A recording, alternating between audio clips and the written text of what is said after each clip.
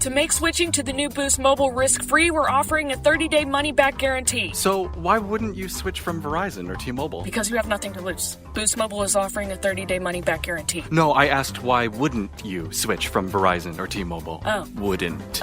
Because you love wasting money as a way to punish yourself because your mother never showed you enough love as a child? Whoa. Easy there. Yeah. Applies to online activations. Requires port in and auto pay. Customers activating in stores may be charged non-refundable activation fees.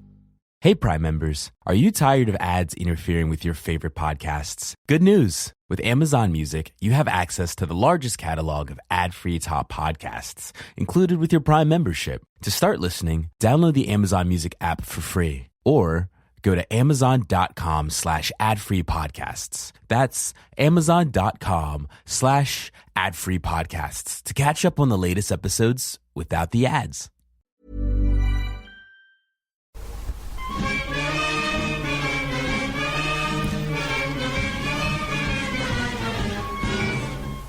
Hello and welcome to this. It is the EggChasers Rugby Podcast, the podcast about rugby that doesn't take itself or the game too seriously. I'm JB in the Rugby Dungeon with Tim. Hello, Tim. Hello, JB. How are you, mates? Very well. Are you okay, more's the point? You're under a duvet. Yeah, just found this duvet. I thought I'll just wrap it. Not modestly covering your legs. Like, the people want to see your bare feet. Yeah, JB. they do. Well, back in the day when we used to Mevo the whole thing onto Facebook Live, which was actually quite good fun. It was all about getting the feet out. Get the feet out for the boys. The algorithm got boosted by the foot fetishists. Didn't it? And talking of foot fetishists, Phil, how are you? Hello. Slander. That is abhorrent, appalling slander. So, I know I've told this story before, but I'll tell it again. Following the feet being out on the Mevo, I got an approach from a guy who wanted my socks, and I was like, "This is a joke, right?" I mentioned it to somebody, I think another journalist somewhere, and he said, "No, it's true. There is a guy that pays the England team like £15 for a pair of socks. He's been doing it for years. And apparently, perfectly nice guy. Just likes his socks. Onlyfeet.com. Onlyfeet.com. Yeah." There you go. What a start! Each to their own. Isn't capitalism amazing? Isn't it just? Isn't it just? Well, speaking of that, if you do like capitalism, yes, listen to this week's Economics. Yes. Oh, very kind. Not that there was that much capitalism. I haven't listened to it yet, but I intend to. It's a tour de force, as always. You and Mark are brilliant, bounce off each other brilliantly. And there was a great line from halfway through it where... Was it? No, JB. No, JB. You've got it all wrong. No, it was about halfway through when Mark is... talk about the 7 codes of football. Yeah. And you get onto French Rugby League.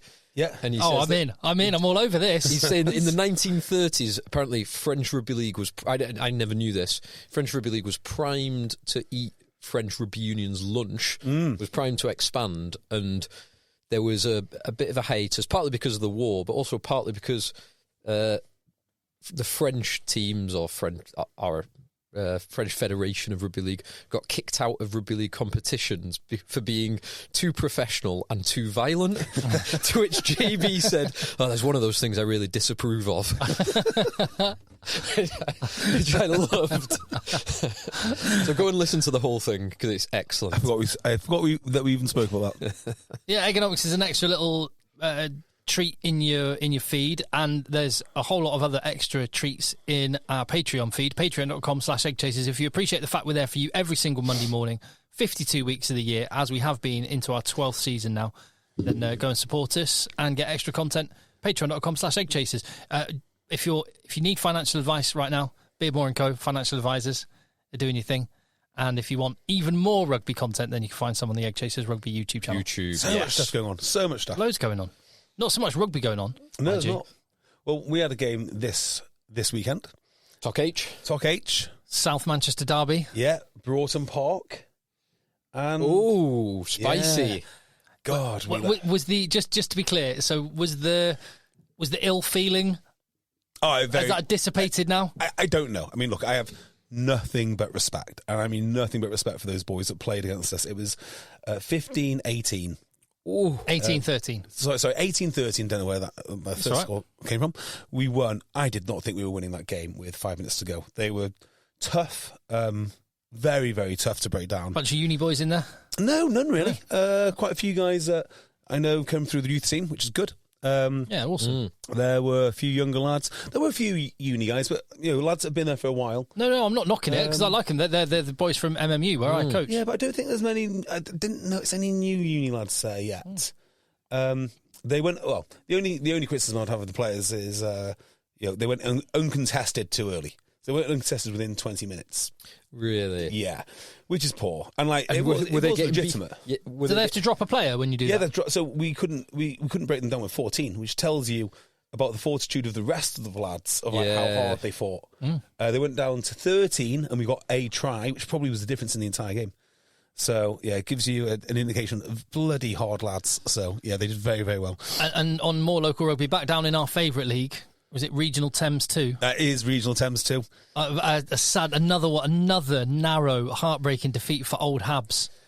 But to their bottom of the table rivals as well. So they could have got off the bottom of the table, Old Habs, but Hemel Hempstead just managed to beat them. So a 4-point gap. That's 3 narrow defeats in a row for Old Habs, the highest level playing only, no training club in England.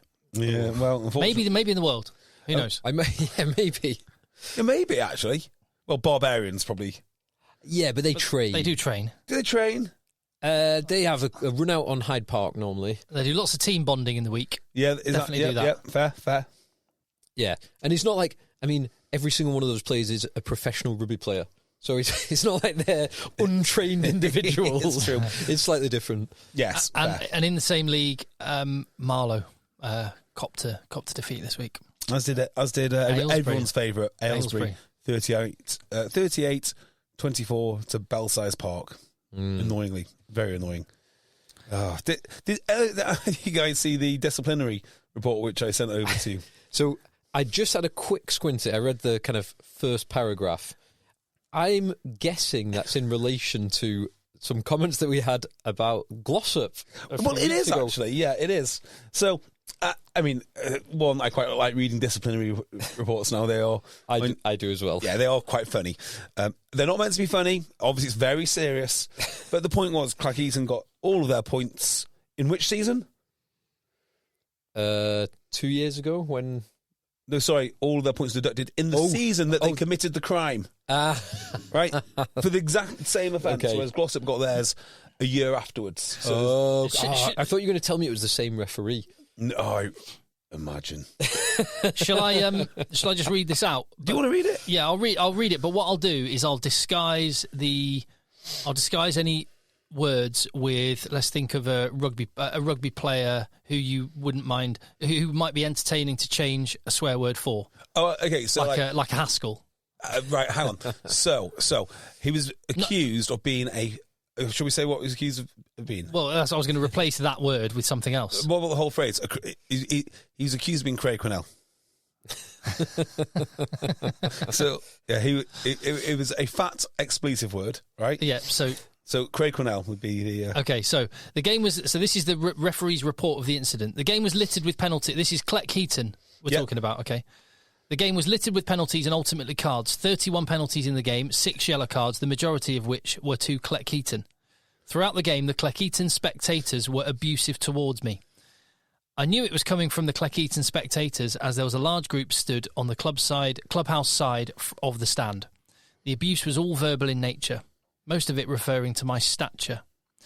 I heard them refer to me as a fat Craig Quinnell. on 3 separate occasions today. Again, I knew this was aimed at me because they continually asked me when I was in that area of the pitch if I could, quote, keep up with play. I heard on one occasion, quote, keep up with play, ref, fat Craig Quinnell. And I also heard on other occasions, that ref's a fat Craig Quinnell.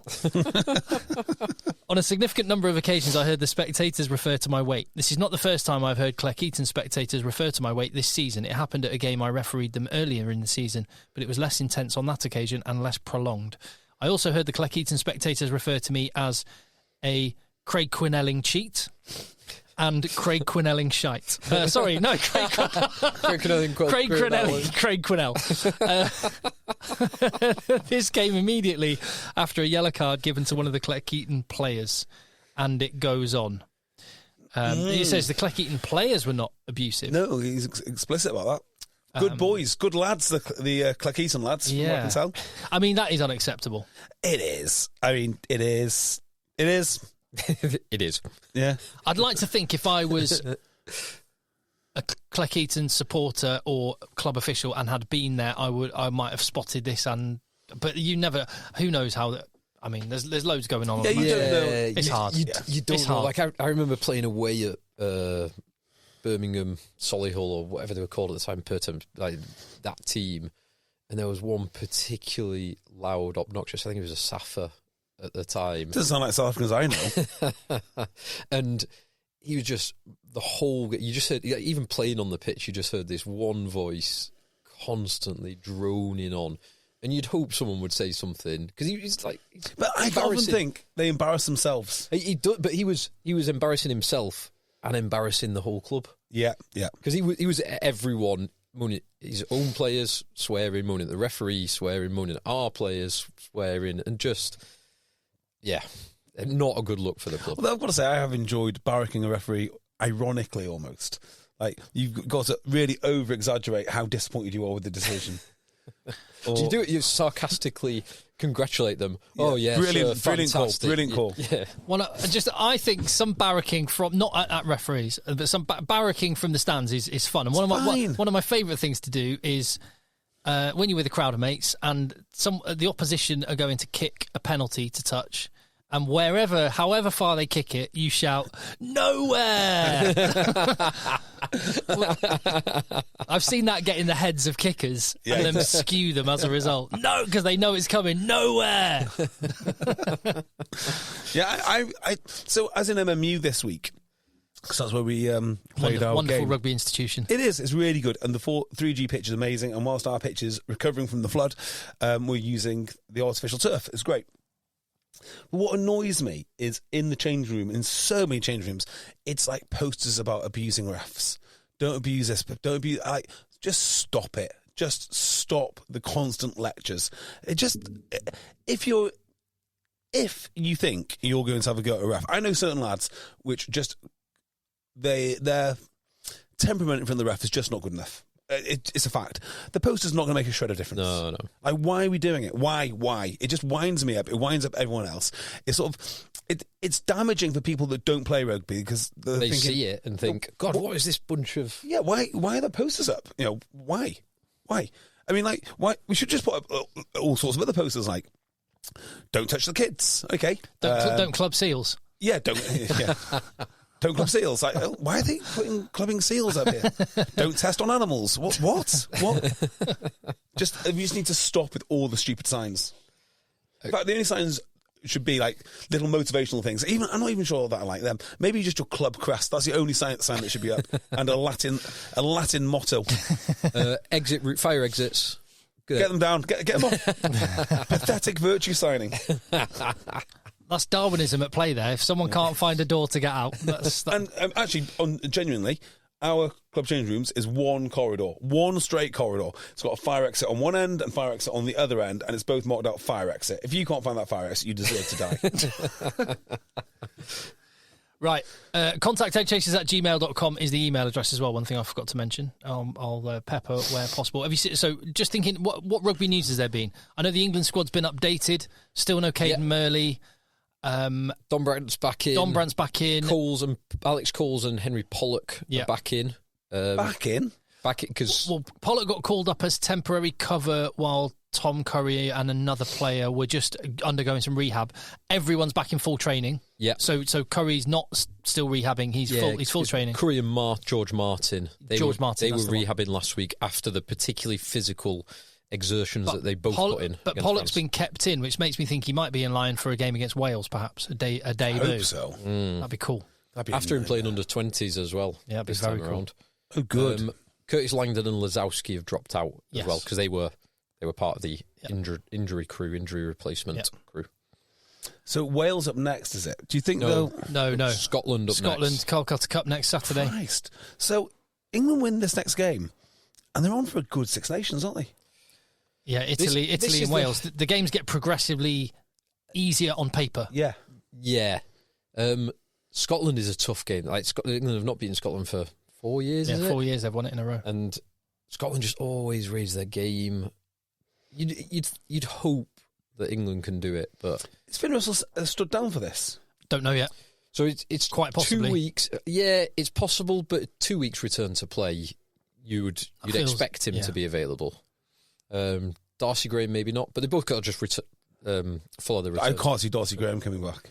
Kyle It was Stein a might be nasty- back. I know he's back at some point during the Six Nations. It would be a pretty timely time for him to get back. It would be a good time for him to come back if you're a Scotland fan. Yeah. Just because we've lost so frequently recently, last 4 years. Oh, what am I talking about? There's not really much rugby news this week. Like, Gatland went after we finished our podcast. I seem to think that. Yeah, Con. So carry on. yeah. Sorry. Yeah. Carry on with England. We'll get to Well, yeah. Do we? We're going to bounce about loads now. Do we continue with England and Scotland? Maybe. Because what? Yeah. Let's do that. Okay. England team then. Yes. Do they retain the same team? Do they revert to Stewart? No. Does Marcus Smith stay at 15? If Marcus Smith doesn't stay at 15, does he take the 10 jersey and does Finn Smith drop to the bench? Scotland are a possession team and they kick for for length as well. And if you remember last year, okay, they lost up in Edinburgh, but Steve Borthwick went from Freddie Stewart to George Furbank for that match. Did he? Because Scotland, like France, well, they kick less to compete. They kick less to compete. They kick less overall. Well, no, that's not so true. Actually, Finn Russell actually kicked quite a lot with Scotland, but He kicks a lot for Bath. He does. yeah, kicks a lot for Yeah, Bath. so for Bath, I mean, Finn Russell's so good. He decides what he wants to do based on whatever he wants to do at that time. Yeah. What the picture in front of him is telling us. Exactly. Yeah. 100%. I don't think it's bad to have a threat though. So, Freddie Stewart is your guy who basically catches the ball and returns it. He's a very defensive guy. I would think twice about kicking it towards a Marcus Smith-led attack or indeed a Furbank-led attack. Yeah. I think there's an element of deterrence there, which you don't get with Freddie Stewart. There's one interesting point that I saw. Did I read or see someone say? It doesn't really matter, but about England returning it and the fact Marcus Smith ran it back a lot, and the thought there was, which I think it was a suggestion that someone, it might have been Charlie Morgan. This is the sort of like smart thing Charlie Morgan would have said. It was Morgan-esque. It was Morgan-esque if it wasn't Charlie Morgan himself. Said that Marcus Smith running it back and setting up at least one phase before England then kicked meant that the French forwards had to run back up to the ball and then had to run back Again. after England kicking, and it just tired those big units out. Which is a really interesting point. That is good. I like that. I mean, if that is your tactic, though, I'd actually prefer Freddie Stewart to be doing crash ball Yeah. runs. Yeah. Although that was why Ben Earl was back so much, because Marcus Smith didn't. When it was on, he would run, but for contact, give it Ben. Look, as a duo attacking a line, Marcus Smith, Ben Earl seems pretty tasty. It's not bad, that, is it? I mean, they're not going to break the line every time, but they're a real danger. You've got to be switched on. If it's Freddie Stewart, I mean, Freddie Stewart's a great runner, actually. So I'm not really criticising his running, but you kind of know he's going to be a bit more direct. He is. On the occasions where Marcus Smith does want to kick, you'd rather have him with the ball than Freddie Stewart with the ball. Exactly, Yes. because there's just more things that could go wrong for the opposition. Although, another point that, again, I don't know if it was the same thing. Again, it might be Morgan-esque analysis, but Marcus Smith's selection of kicking is great. His range of kicking is not. He's not very good at kicking long. He isn't? No, you're right. He doesn't have a very long kick, which is one limitation of him back there. Actually, I've just looked at the team, so exactly right, and a great point, Tim. Furbank with George Ford at 10 against Scotland last year. Do you know what? Looking back at some of last year's Six Nations games, less so that Scotland one, but George Ford playing against France last year. It's the English affliction of wanting to say your 10 is dreadful. I'm not saying he should get in. Finn Smith was brilliant and he deserves to carry on, but how lucky are we? Because George Ford is amazing. Great player. Yeah. Fantastic player. Yeah. It is almost the curse of too many players, because I think it's either Charlie Morgan or maybe Russ Petty. But I saw the point that in 2021, 2022, that around that era, Italy lost 16 games on the bounce. So more than the worst losing streak than Wales are currently on. But during that time, they blooded so many good players, like Brex and probably not Garby, maybe one of the Garbices and Canoni and like half their team, Lamaro and others. And it was only through that experience that they managed to blood the players who are now looking amazing for them. So if Wales get this right and blood the right players and get a consistent run with them, it will be fantastic experience for them. If they get it wrong and continue to rotate players and do different things at different time and no one gets a run of more than 3 or 4 games, it'll just be an absolute disaster. The opportunity is in important. that sense. It did seem like Gatland had a plan in mind, and I think everyone accepted last year's Six Nations. Oh, I see what he's doing here. Much on that journey, and we were talking about nominative determinism. Yes, last week, and someone did get in touch. Forgive me, I'll have a look at the emails to see who it was, but just pointed out the irony of the Welsh losing streak featuring many times when Cam Winnett was on the team sheet. I did see that. The only... but he's not involved now, is the point. No, yeah, good point. The nominative determinism in rugby that I always like is and it's not nominative determinism, it's reverse nominative determinism, is the Billy 12trees story, where his dad was a tree surgeon. So you think, 12trees, tree surgeon.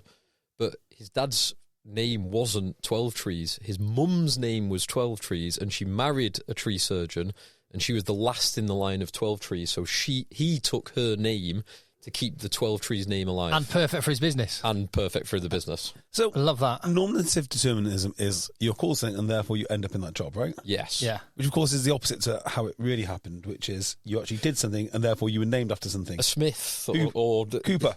Yeah. Yeah. Or whatever it would be. Yeah. Or, yeah, the old Dutch footballers, the De Boers. Right, I was thinking about Dutch footballers the other day. Jan van Gogh of Hesselink. What a great name. Jan Vennegoor of Hesselink. Yeah, I wish I had a name that cool. Yeah. There are some names where you're like, you can't be an accountant with that name. You're going to be a rock star or an actor or... I don't know. It's one of those names which doesn't matter really what you do. You'll be successful because people will remember you. Well, so there is that. So a mate of mine, someone I worked with for many, many years, he's also in Spiral Carpets. You've met him. Yeah. Clint Boone. Now, what a name. It's a great name. Especially of a lad. I mean, he's Clint Boone is like... It's not a stage name. He's like, no, it's not a stage name. He was born and christened Clint Boone. Awesome. In Oldham. In the 1960s. Yeah, it's amazing. In a working class family in a terraced Mancunian council house. He should have been in like Clint Boone. he should have been in the Wild West somewhere. Incredible. People will, not a stage name. People will take issue with you calling Oldham Manchester. Well, great There Manchester. are many people in Oldham who I've met. Many people who will proudly claim they've not been into Manchester for years. Many people. England? Yeah. Team. So do they keep the same? Yes, so I think on Marcus that point, Smith. Marcus Smith stays at fullback. Yes, I think they keep the Smith brothers. I think the back line's exactly the same. Yeah, and there's no reason to change the pack. Maybe possibly bring in Jamie George. Well, so I think one selection. Yes, there is an argument for that. I actually really like Jamie George on the bench. I really liked him there. That in the kind of South Africa way, most points are scored in the end of the game. Those line-outs that really mattered at crucial times, Jamie George nailed them. And England have got statistically the worst line-out in the tournament so far. Is that right? Yeah. So you do actually, like the last 30, 35 minutes, you want when the most points are scored. When the points are scored, you want the stability. And I think the biggest selection dilemma is Ollie Chesham, who added so much, but again, sorted the line-out out. Do you keep everything the same? Keep him till late on? Because the line-out, one of the problems with the line-out is you've got 3... Actually, with Willis, it's not quite the same, is it? But in the first game, you had 3 shorter back rows. I know the Couriers are not short, but they're not 6'4" and above, which is a proper line-out jumper. With Tom Willis, you have a bit more height overall. But again, the line-out wasn't amazing. No. And France really did attack the line-out. They did. They were getting jumpers up all throughout the game. And it was Chesham that came on and stabilised it. So your choices are Chessum for Martin to start to shore up the line out, but then I think you lose something. Yeah, Martin. I love him the way he whacks people. I don't think he'll come in for Martin. No. I think he would probably come in for Tom Willis. And Ben Earl to number 8. Yes. Ben Earl and Tom Curry. Tom Willis did very well. He did. Yeah. He did in his 50 minutes. Carrying focal point. I think he was a top tackler as well. Yeah, while he was on the pitch, he was. Yeah. And he's the heavy traffic carrying that Ben Earl doesn't do as well because he's probably 10, 15 kilograms lighter than him. Yeah, agreed. So I think that's probably the one selection question mark is Chessum on the... I do think with Chessum at blindside, there's a lovely balance to the back row. But it's a trade-off, isn't it? And you take with one hand and you give with another. And having him on the bench worked last time, maybe you keep it the same. I don't know. I suspect he'll go entirely the same. Maybe, because was it a 6-2 split? Yes. It was, wasn't it? Well, when you look at the squad... Cunningham South drops out. Possibly. I don't... Well, just looking at the composition of the squad, there's 21 forwards and 15 backs. Just when you're looking at that, it leads you down the path of thinking he's thinking 6-2, not 5-3. And where England, where they've lost games in recent years is where they've been out-muscled up front, particularly later on in important games. So I don't mind that logic at all. And if say Earl or Curry if they were starting to get tired and drop off a little bit, then Cunningham South is not a bad guy to bring on and just hit things as hard as possible. I think the biggest argument for Chessum on the bench still is actually that there's a bit of lack of depth at lock. Which is not something you've said about England a lot over the years. Yeah. I think there probably is at the minute. Oh, I agree. I totally agree. I don't see... If the starting pair goes down, it looks pretty thin. Down to Alex Coles. Yeah. And Arthur Clark was the last one, but I don't think he's in the squad now still, is he? No, so it's just Alex Coles. There's no Nick Ezekwe, I wasn't convinced by anyway. There's no Charlie Ewells who... I mean, Charlie Ewells actually having his best ever season, I'd say. He's having a very good season. Yeah. I agree with that. I think he's having a great season, but he's also not... I wouldn't put him in the same category as Chessum, Itoje or Martin. No, I mean, know what he is. Or any of the, think of some of the great second rows that are available in the Six Nations. Name, I don't know, 4 of the island second rows or any of the French. Do you know who'd get in if the selection criteria eligibility was different? Dave Ribbons. 100%. Yeah, well, did you see... Oh, yeah, I know. Campese. Yeah, David Campese. No Englishman in his Lions matchday squad, his Lions 23, Test 23. No Englishmen that are in the England squad, but 2 Englishmen that are outside of the squad. He picked Jack Willis and Dave Ribbons. Amazing. Yeah. So Campo. So Dave Ribbons allegedly is going to go back to South Africa. I could see him I predicted that on the podcast a little while back, didn't I? Yeah. I said that would be my World Cup 2020. How long has he not played for now? Must have been. It was 2022. He was in the 2023 World Cup squad, wasn't he? He played in the World Cup in that third, fourth place, actually. Oh, yeah, that's a good point. Tell you what. So, but by the next World Cup, he's eligible. Yeah. So was it Jean Klein? Yeah. Jean Klein, wasn't it? Yeah. Jean Klein did it. So it's not a bad idea, the South African South, because I think that second rows tend to play their best towards their 30s, maybe beyond, 30, 33 is when you're going to get your absolute prime monsters. Because you've been toughened up, you know your way around. So South Africa can farm out their potential world-class locks to the developing nations like Ireland and England. And then when they think they're good enough, send them to France to make some real cash. And then it's time to represent the Springboks and win a World Cup. It's a nice career progression. They don't have to pay for the incubation. They just produce these genetic freaks. Exactly right. Send them off to be like everyone else, to treat them like Dolph Lundgren in Rocky 4 and then get them back. So that relates to a little bit of news that came out this week, which was the reinvigoration or potential reinvigoration of London Irish. Yes, I was just going to mention Eddie Jordan. Yeah. And the reason I say that it's related is because London Irish seem to have intimated that their ambition is not to play in the Premiership, but to play in the URC. Oh, this is nonsense, isn't it? So I don't actually mind that. Now, I think it would make a lot of sense. And in terms of having being able to incubate players in a different league, in someone else's hen house or someone else's nest, cuckoo style, then kind of why not? Now the RFU, the rumours are that the RFU are going to contest this. The RFU have not put out a statement. I didn't realise this initially. When I saw that they were thinking about the URC, I was thinking, oh, well, that makes a lot of sense. There's a lot of expats in London. A lot of expats in London from South Africa, Ireland, Scotland, Wales, Italy. Well, I think the biggest problem with London Irish, if you're an Irishman in London, is it's not really very Irish, is it?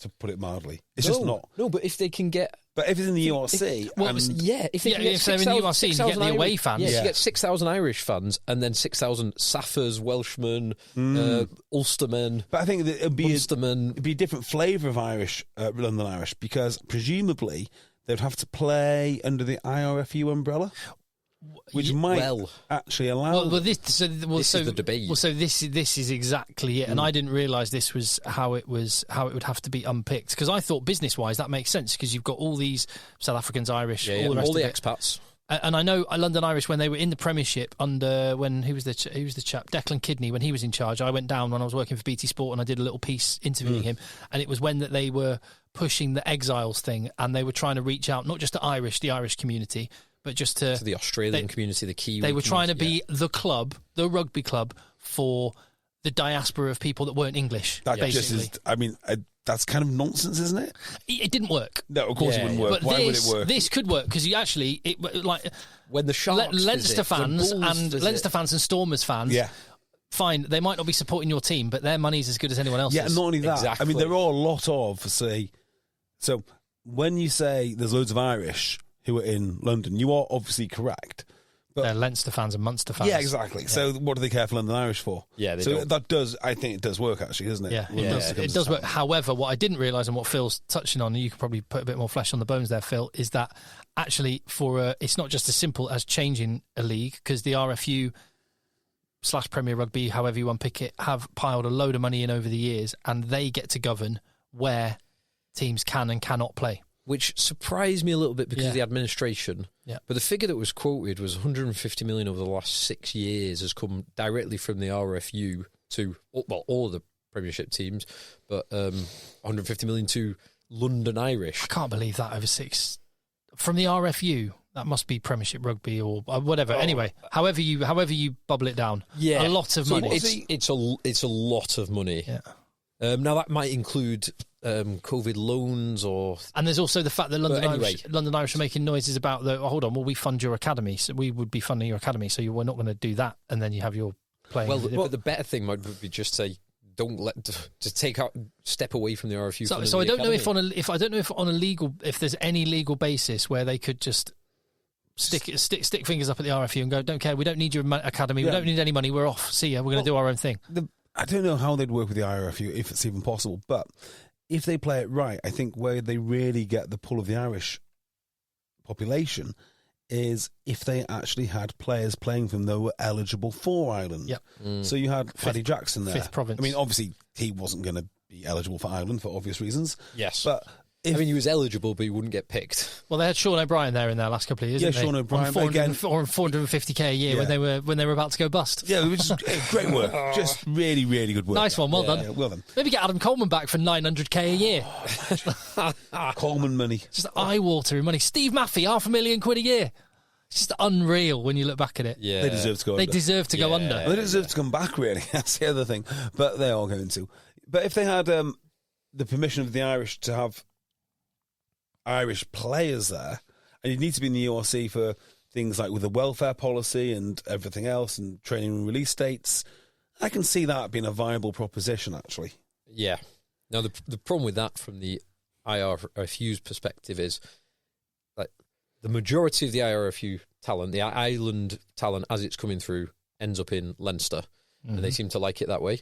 Then if you're kind of not quite as good in the but they want to have a look at you, then you go to Munster. And then if you're not as good again, or if you just happen to be born like near Galway or near Belfast, you might get a couple of years at Ulster. But if you're really good, you get brought into Leinster. Yeah. So is there enough talent in Ireland to do all of that and then find and a few also, more whilst it would be a fifth province, that might mean you can handle more players. The flip side is those young players that you might develop could legitimately have a choice of England, because they've been living there. Well, and I was going to say because you could use it as a to bring people over, so like bring Aidan Morgan or bring like a James Lowe or Gibson Park.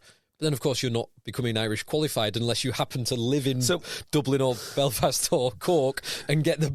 So there's a bit of a joke. Fly over. And it is a bit of a joke, but there's some seriousness to it, which is the academy managers at Premiership clubs. Maybe academy managers isn't the right term, but there's an individual that's always linked to the academy who is very aggressive or pretty hard. And the reason is because you want to be enforcing your territory pretty rigorously. The Premiership teams take it incredibly seriously, that if something occurs, is developed in your territory, they go to your academy. It's kind of a big thing. Now, if London Irish go back into the English system, they will be given an academy, and God knows how it's going to work, because... Well, Quins presumably have just been given their whole territory. Yeah, exactly. Do you take it back off maybe Quins? A bit to... I don't know how far it's stretched west, but London Irish West, Bath, Bristol a bit. Well, basically, I think almost Newbury, which is... Newbury, where I went to school. Ollie Hassel-Collins went to the school my brother went to, just up the road from me, the other school, and that was in London Irish's catchment. But it must be like you go 10 miles down the road and it's suddenly Baths. Yeah. It would be on the cusp. So presumably Harlequins must stretch all the way over now. Yeah, but you can't have just given it all to Harlequin. It must have been split in, like maybe Saracens reached their grubby little mitts in, and maybe Bath or Bristol. But exactly, that sort of touches on why London Irish in the Premiership, what London Irish in the URC would make so much more sense commercially, because they're right there in on the same, fishing in the same pond as Harlequins. Yep. In the Premiership. Yes. And I know it's a rugby heartland. Well, Richmond, Twickenham, but so just to finish off the thought on the academies, of course, if they're not in the RFU system, they can take kids from anywhere. Yes. And I'm pretty sure that Ealing have got the same thing, which is they have an academy, but they don't need to worry about the territory. Yes. So, all bets are off. If you had a really competitive academy and you're not within the RFU system, you can steal from any private school you want. You can offer contracts to anyone you want. They can, like I met a Stade Francais scout when I was out at Craven Week in South Africa, and they signed a 6'9", of course he did, 20 stone, 17-year-old South African lock. And what did they see in the 6'9", 20-year-old South African prop? Lock, sorry. Yeah, well, there you go. But they're the club that signed Paul Willemser, and he came from the same school that Paul Willemser came from. So they just got the next Paul Willemser. Go back to that school, please. Yeah. So London Irish, the reason I'm very sceptical of it is that I've heard it all before. So we've heard of Wasps looking at the URC, never came to anything. We've heard Saracens looking at the top 14. Do you remember when that was the thing? They were worried about salary caps, and as it turns out, they were right to worry about salary caps. And they were thinking, if you know you've been breaking the salary cap for years, you should to be worried about breaking the salary cap for years. Absolutely. So Eddie Jordan's a pretty savvy businessman. I think that's a fair assessment. I think it is. Well, he certainly likes his sport. He certainly likes his loss-making sports. So if you were trying to negotiate a faster route to the Premiership, and that was would this not be the sort of noise you would make? Absolutely it is. And it's what we've heard time and time again from so many clubs who find themselves in a bit of bother or want some leverage. Oh, well, we'll just go to top 14. We'll just go to URC. It won't happen.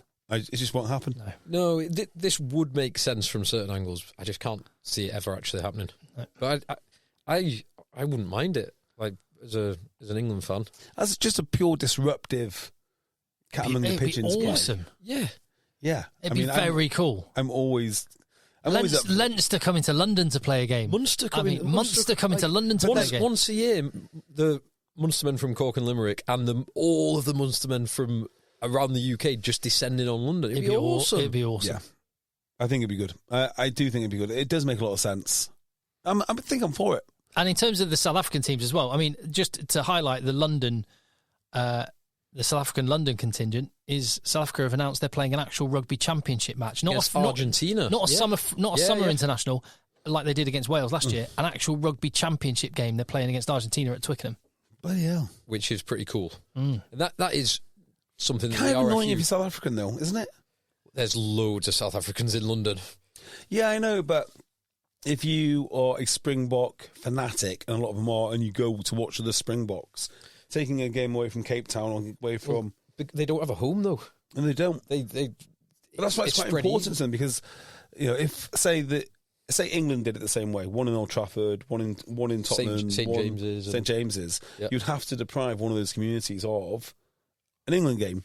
So, I don't know how I feel about that.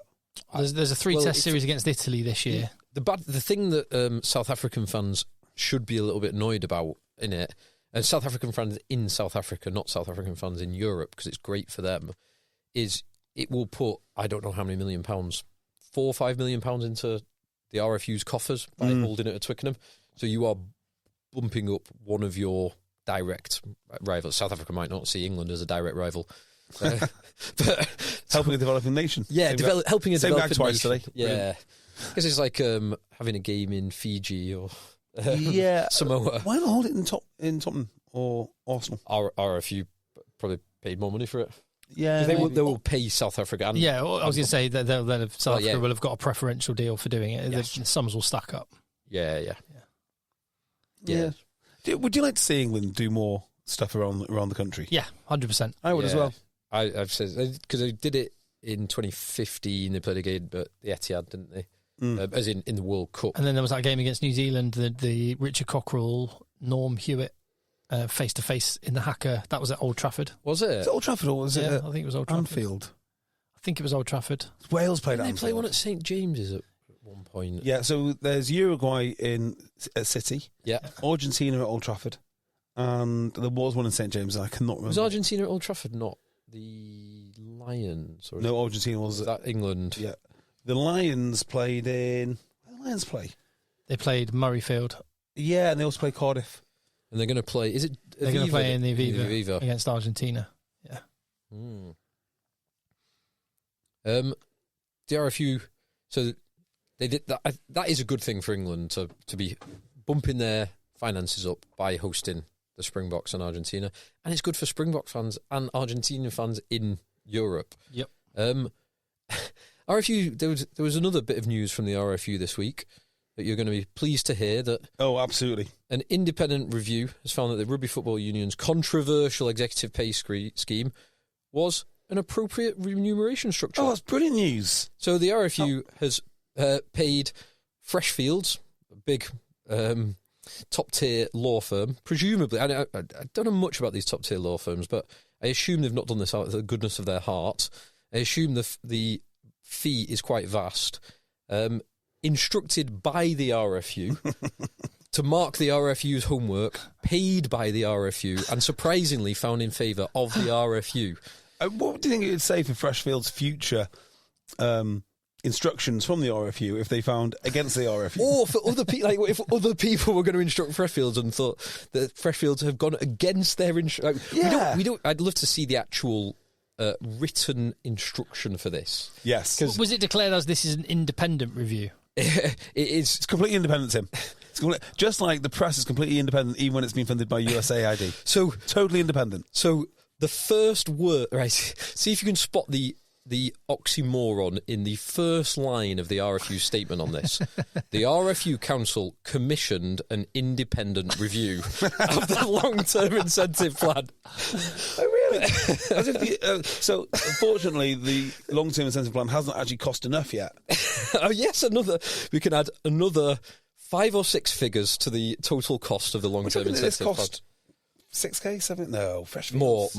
20K? Tens of thousands. I think of pounds. Yeah, it's going to be minimum tens. Of pounds. They found that the long-term incentive plan was appropriate. There was no issues with it. They had no issue whatsoever with the blended ratio for the men's and women's percentage home games. No, that meant Bill Sweeney could have got his bonus whether he'd been working at Twickenham or just been on a yacht for the whole year. Nothing. So this doesn't actually reference anything to do with Bill Sweeney receiving a 78%, I think it was. Let's just round it up to 80% pay rise in 5 years, despite doing nothing in that period of time.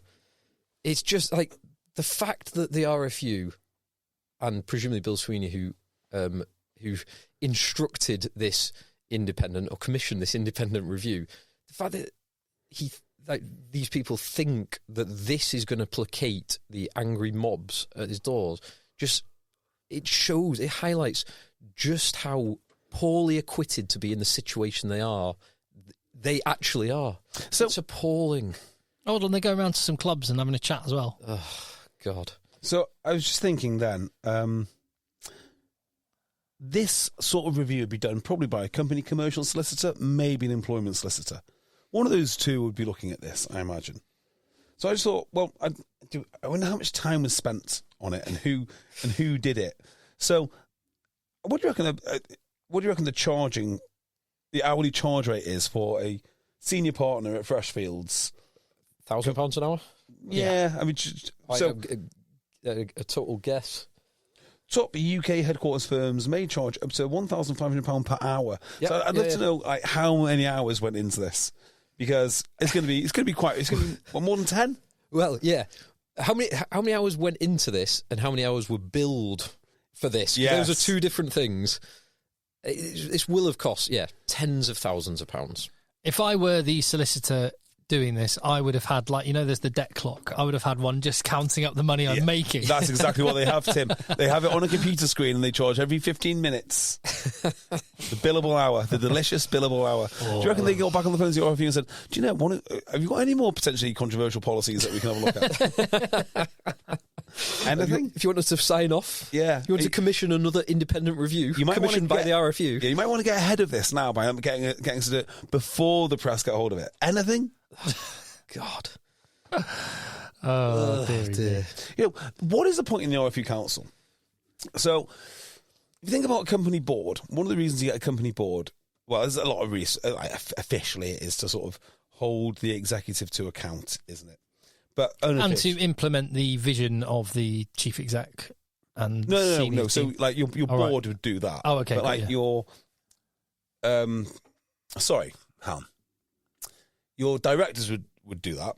But like your non-execs, right?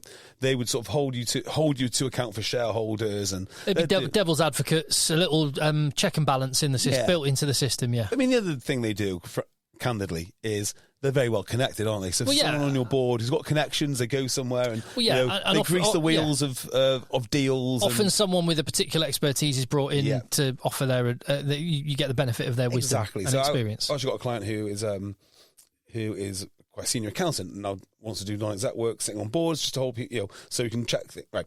So the reason I'm going around the houses about this is what does the RFU Council do? I mean, the whole point is we send people there. There must be someone with some sort of legal experience or some sort of account. I mean, you've got one or two, in some cases, council members from all sorts of different backgrounds. Are they not, between them all, capable of reviewing this?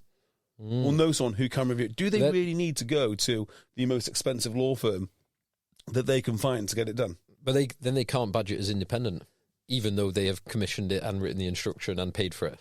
This is true. Which, so So hang on, who is the independent label for? Is it for the benefit of who? Them? It's Us? for the benefit of the RFU to believe that total transparency. We will take it on its word and just say, "Oh yes, independent review by a very expensive law firm." And also, they've got that nice man Bill Beaumont's involved now. So I'm sure with those two things together, everything's fine. And let's carry on. If you really wanted serious legal work done, there are so many people that practice law who love rugby. This is my point I was trying to make to Mark a few weeks ago, right? Mark Evans, that is, which is you shouldn't be paid that much to administer rugby, because I understand if I'm paying Bill Sweeney, I don't know, £800,000 to really increase the volume of fish-based products that I sell. Because there's just no one wakes up in the morning and thinks, God, I really want to sell fish-based products. It's just not exciting, is it? But if you're given the RFU job, there are people with incredible CVs that would do that for a fraction of the I think cost. we might mention this before. I would love to see, bearing in mind it is supposedly a member-owned organisation, fundamentally, or like it's bottom up rather than top down. It's a union, so I would love to see it more like politics used to be, isn't now, because it's career politicians now. They're groomed from university, and that's all they ever do. They don't. But I would love to see it more how politics used to be, where you go off, you're successful, you get expertise, get wisdom, and then as you're coming towards the end, when you're taking the foot off the gas a little bit, you go and give back rather than taking all that cash. You go and give back with a bit of service as a member of Parliament or as running the RFU. Yeah. So and I'm not saying you should be paid badly. Be paid well. You need to live, right? Yeah. But I think you could get a really competent person who loves rugby for 200k easy. This idea that it has to be commercially competitive and I just want to point out, this is JB talking. He's like he wants market forces. No, but this is a market force to be let loose. Yeah. This is a market force. Because it's such a cool thing. Like, we know what market forces do. Like, you've worked in radio. How many people work in radio for free for years? Because it's a cool thing to do. This idea that we must have like a competitive rate for the best talent, and we've got Bill Sweeney. That has led to Bill Sweeney. Yeah, this has led to Bill Sweeney. So obviously that idea that it is inappropriate. Yeah, there are loads of people out here that would do that job for a lot less, and we could get them because it's rugby, and people love rugby. They would take a pay cut to go and run rugby. This is why, Dollar Bill, you've got an open invitation to come on this podcast. Yeah. But he won't. Yeah, he has. I can text him now. Do you want me to text him now? Text him. I'll text him. He doesn't get back to me anymore, but yeah. But there we go. Right. What else? What else is bubbling? Was there any other? We said there's no news, and we just reeled off about 4 quite big. Gatland's gone. Gatland, yeah. We don't need to labour this one because it happened at the very start of the week. So Gatland went, which is not at all surprising. I guess the only surprising thing was that he went before the end of the Six Nations. Yeah, I didn't understand that. Having thrown their lot in with him in November, said no, he's our boy till the Six Nations. We'll review it after that. Then to go in the middle of the Six Nations is a bit odd. It's just not good enough. No, but then To get people excited about Boost Mobile's new nationwide 5G network, we're offering unlimited talk, text, and data for $25 a month. Forever. Even if you have a baby. Even if your baby has a baby. Even if you grow old and wrinkly and you start repeating yourself. Even if you start repeating yourself. Even if you're on your deathbed and you need to make one last call. Or text. Right, or text the long-lost son you abandoned at birth. You'll still get unlimited talk, text, and data for just $25 a month with Boost Mobile. Forever! After 30 gigabytes, customers may experience slower speeds. Customers will pay $25 a month as long as they remain active on the Boost Unlimited plan. Forever. My dad works in B2B marketing. He came by my school for career day and said he was a big ROAS man. Then he told everyone how much he loved calculating his return on ad spend. My friends still laugh at me to this day. Not everyone gets B2B, but with LinkedIn, you'll be able to reach people who do. Get $100 credit on your next ad campaign. Go to linkedin.com/results to claim your credit. That's linkedin.com/results. Terms and conditions apply. LinkedIn, the place to be. As well as Gatland going, there was a statement to say something along the lines of, Rob Howley's still going to get paid, but he's going to be nowhere near the team. Yeah. Which that was a damning indictment of Rob Howley. We'll pay you not to coach. Yeah. Please, Rob, just stay away. Leave the boys alone. And then there were, was it 3 or 4 announcements of players to come in? So Gareth Anscombe, Max Llewellyn, Jared Evans. Was that it? Was it those were the 3. Those were the 3, which are certainly 2 of those 3 we've been calling for. I didn't think Jared Evans was eligible. And apparently Jared Evans didn't even think he was eligible. Well, he's never had a Welsh Cup, has he? I think he has, but about I think he has, but a couple of years ago. 25 cap rule or whatever this. He's got like 2 caps to his name. I don't think he does. And if he does have 2 caps, he shouldn't be eligible.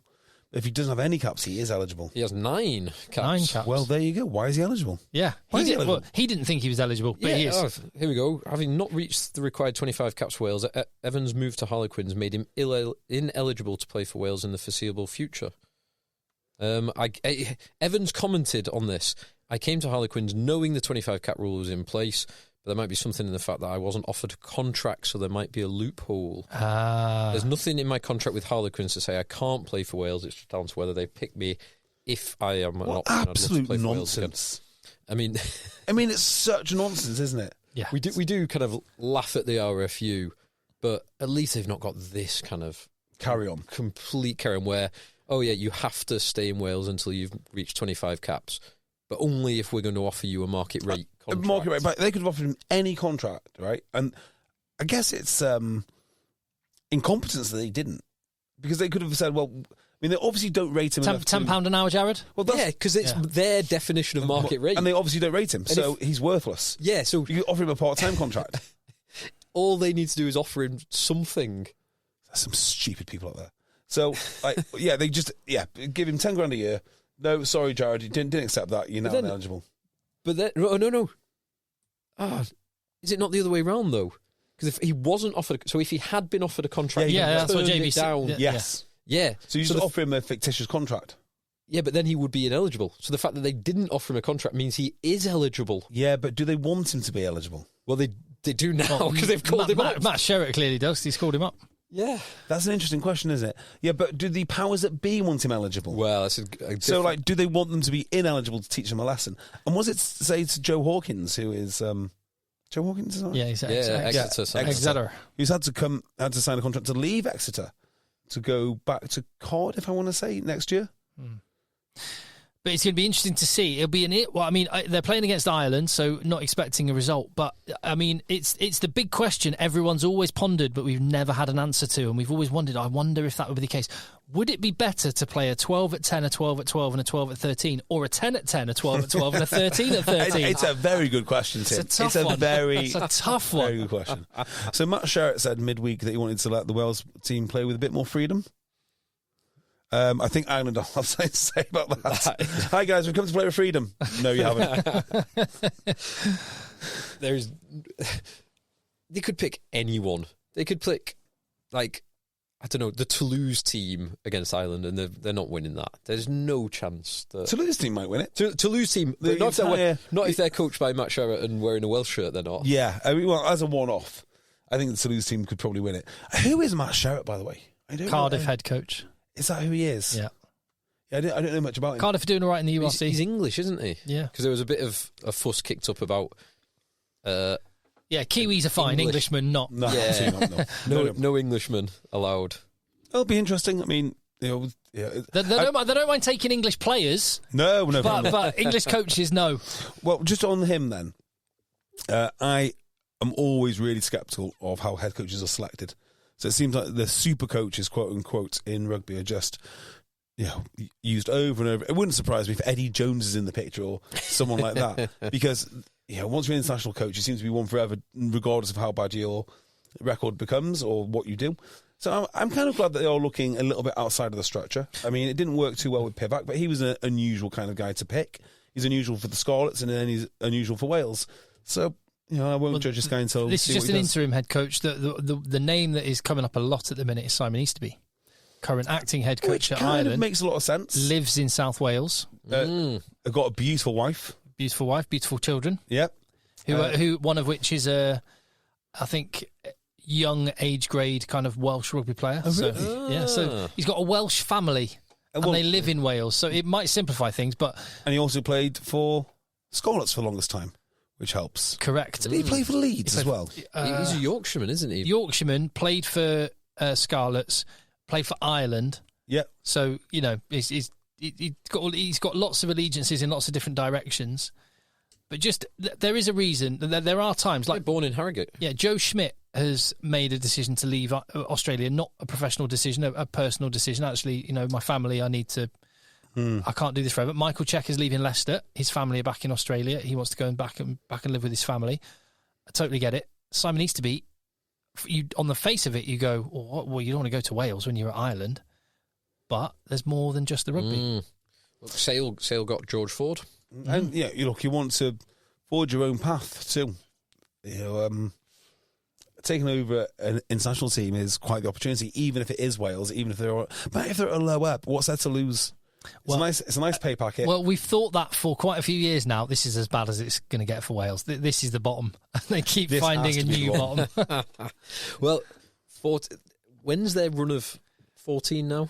20 they could get to. Japan, I think, is when they could win. I mean, Japan of 5 years ago would be a real tough test. Japan now... They'll beat Japan in the summer. Less so. It's still not as bad as when I was a kid, Japan have got some nice players, but they're not the team they were. No, they're not. When I was a kid, watching Wales was hard. real. Until... But then as you kind of came of it, you got to like 17, 18, the mid-2000s. Well, when Gavin Henson started ending Matt Tate, it was the best day of my life. That Welsh team was superb. Yeah, it was, wasn't it? Was that the first Grand Slam? That was the 2005 was the first, but then they did multiple more after 2009 was another one, wasn't it? So the first one was Ruddock, and then he left, and then it becomes Gatland. Yeah. Was it 3 under Gatland, so it's 4 in total in that era? Yeah. And the World Cup semi-final in 2011. But do you know World Cup semi-final in 2009? Against France. Two World Cup semi-finals, in 8 years. The other thing is, just on the one thing you mentioned, Wayne Pivac, it's mad when you think 2021, Wales won the Six Nations under Wayne Pivac. God. Did they? Yes. And exactly that. I'd sort of memory hold that because it was through the whole COVID shenanigans. I'd memory hold that. But that's Wayne Pivac won the Six Nations and then got summarily the next year booted out. And that's against... That was the Jam Slam when they got all those red cards against them. An England team that had most of the 2019 finalists. Yep. The Ireland team that had most of the current Ireland team. A France team that had a big proportion of the current... That's incredible. The Pivac team is weird, though, because... it was really hanging on to some very, very aging players. They did not handle that transition well. So you can almost map where Gatland is back to what Pivac was doing. Yeah, I know, to but a degree. it is a lesson maybe. You always think you're at the bottom and there was further to fall. Never assume it can't get worse. Exactly. Yes. And never assume that it will easily get better as well, if only for this one single point of failure. Yeah, Gatland is not the problem, I can tell you that much. Yeah. We did talk very briefly, or we meant to talk, I don't know if we did, on Thursday, me and Mark, about Gatland's contract, or we sort of briefly mentioned it. And what do you think about release clauses or termination clauses in contracts? So I did listen to that bit. He made a very good point about, like, if you're not paying over the odds, then it doesn't matter. Yeah. I've had them with my contracts working. Like but you're always paid over the odds, Tim. It depends if it's a time bound contract or not. So as in if it's a 3-year deal or just your contract goes on indefinite. Like my employment contract is indefinite. It's not a 3-year deal or an 8-year deal or anything like that. It just goes on. So I have a termination, a notice period that either party can invoke that, and either way it is X months for the period. Now I do get that these high-profile player and coach contracts are time-bound. Like a player contract, for good reason, is. A coach contract probably generally is. The other one with players should it be? It's quite often players. Sorry, Sam, go on. No, I was going to say it's a fairly standard thing for players to be given a 3-year contract, for example, but it's a 2+1. Yes. And the third year has to be mutually agreeable. Yes. At the end of year 2. Either party can walk away with no consequence. Yep. By the way, I think it's nuts. I don't think any club should be signing anything less than 2. You expect, yeah. Well, but the point less than 3. Sorry. The point being with such a I know every job is performance related ultimately, but when it's so viscerally performance related, I think that those are always baked in, whether it's... And if it's... Because it can be injury, it can be performance. Yep. Like someone goes... If you give someone an 8-year deal and then they just go and eat cheese for 8 years and you have to put them in the reserves or pay them off, that's no good for anyone. Or if someone has a career-ending injury, you don't want an 8-year deal because then you're buying them out of an 8-year. I think the standard for most players, and again, top players may well negotiate. Terminate at 6. Yeah, terminate if you're out injured for 6 months. Sometimes it's 9 months, but if you're out injured for 6 months, so basically you get an ACL or a broken leg, you can just have a club just go as soon as the 6 month ticks over, off you go. God, it's very interesting thinking about these contracts because, obviously Wales overpaid, so they've got a massive risk in Gatland, and then they've got this break clause, and I think they bottled it. I think they look at the break clause like it puts pressure on whoever the people are making the decision to make a decision, a very definite decision at one point in time. I think they're pretty ill thought out. Actually. Gatland played quite a good PR thing in that he resigned rather than the WRU got rid of him, but they could have got rid of him with no cost in 4 weeks' time. So, and he's offered his resignation before. Yeah. He did it in the autumns. Yeah, did it in the autumn. Yeah. Which is kind of look at how Eddie Jones behaved, trying to get his I say behaved, but how he was paid out and whatnot. I think it's very honourable to offer your resignation. Yeah. No, what I'm saying is it's a very honourable thing to do. It's a smart bit of PR work, but really it saved the WRU 1 month. Yes. Of his 600k pro rata, so they've saved him about 50k, which is not a small amount of money. Fair play. It's a lot of money, but they don't need to be paying that kind of money. Again, no. How how many talents? So one of the things I wanted to really drill down on was like, why are these coaches always getting recycled? Like, there are so many amazing coaches, even at championship level, who are completely obsessed by the game. How have unions not got a stronger network of potential coaches that they can bring through? Like, every single union seems to want to build a coaching structure with a limited amount of coaches in which they can pick. No, do you know? No, I think this is something which is business everywhere. I see it in industries I work in. I see it everywhere. This is the person who hires that person is looking at self-preservation. When someone makes a bold, sort of slightly more maverick left field choice, which has been done and really worked on occasions, but when that happens, the person who makes that decision to hire them is putting themselves in the crosshairs if it doesn't work. Yeah. Whereas if you hire Warren Gatland, no one's going to criticise. No one's going to criticise you for hiring Warren Gatland if it doesn't work out. Yeah, completely. Except for on the money. So you have to overpay him, and then you have to silly contract state. So I've seen that in the industries I work in all the time, and just look at advertisers, for example, on radio or podcasts or whatever it is. You will see the same brands going to the same places and doing the same things all the time. And I've sat in meetings with clients and going, so when people would come to my XFM show, it's like, I know my audience. I know the best way to get your message across to my audience, and they'll love it. And they'll have really good feelings towards your thing. So why don't you let us do this instead? They'll always go for the safe option that's always been done before. Yeah. Because they never want to be the one with their head on the block if it doesn't work. And they risk the rolling the dice on the thing which could really work. Yeah, I think that's fair. The only thing which baffles me about this is, in a salary cap situation where you've got coaches who are expected to eke out value from a network of players, like, they're always looking at the championship, they're always looking at, particularly university rugby now is very popular for players to be plucked from, or academy. Why do the clubs not have a long list, and the unions a long list of potential people that they can bring in, not just retreads, or not just in your little system, like the Irish only pick from a system, or the Welsh will only pick from, I think, typically the regions, or that's what they want to do. I think there's so much talent out there which rugby clubs don't, or unions just don't get hold of. Well, Exeter Chiefs do, because Rob Baxter does exactly what you're describing. Yeah.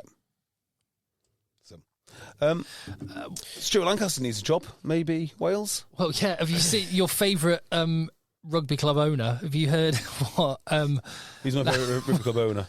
Jackie Lorenzetti. My favourite one is Simon Orange, of course. But the Jackie Lorenzetti, please tell me what my second favourite club owner is saying. Oh, I can support Racing soon.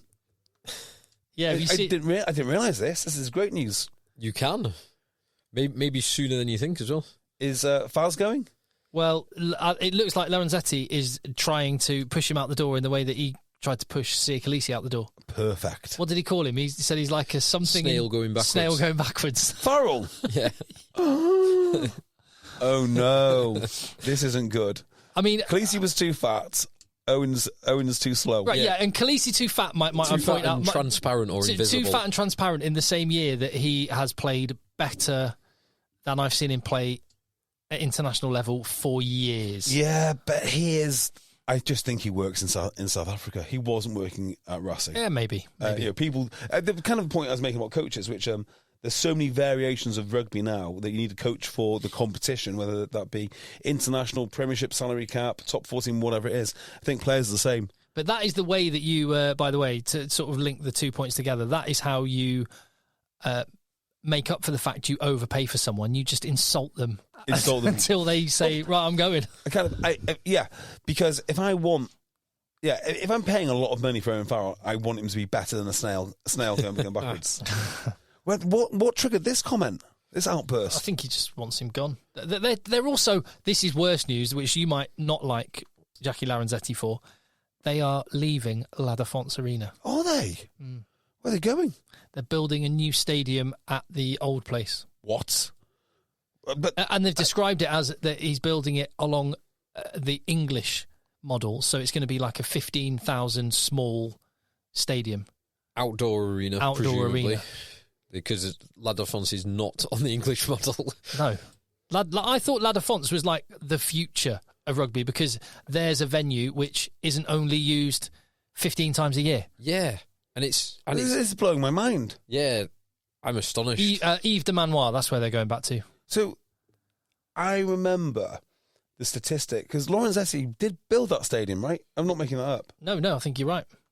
Was it built? Do they lease I don't know if they're it? tenants. I'm sure he built it.